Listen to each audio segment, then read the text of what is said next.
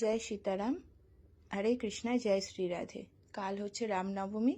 তো কালকে তোমরা এই রামনবমী কি করে পালন করবে ব্রতটা। প্রথমত সব ব্রতই ব্রহ্ম মুহূর্ত থেকে শুরু হয়ে যায়। ব্রহ্ম মুহূর্তে উঠে তোমরা স্নান আদি সেরে মঙ্গল আরতি দিয়ে ভগবানের দিনটাকে শুরু করবে, অথবা মঙ্গল আরতি লাইভ দর্শন করবে, করে দিনটাকে শুরু করবে।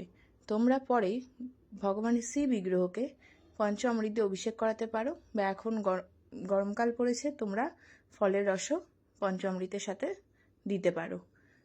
আর যদি কারোর বাড়িতে শ্রীরামের শ্রী বিগ্রহ না থাকে, তাহলে তোমরা শ্রী রাধা মাধবের বিগ্রহ অথবা লাড্ডু গোপালজি বা শ্রী নারায়ণের বিগ্রহের সাথেও সেম জিনিসটা করতে পারো।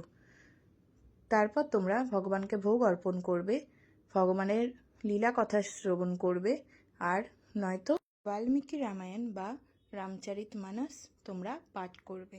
তোমরা ভগবানের পায়ে তুলসী পত্র অবশ্যই অর্পণ করবে কালকে, আর বেশি বেশি করে হরিনাম জপ করবে। হরে কৃষ্ণা, জয় শ্রী রাধে, জয় সীতারাম।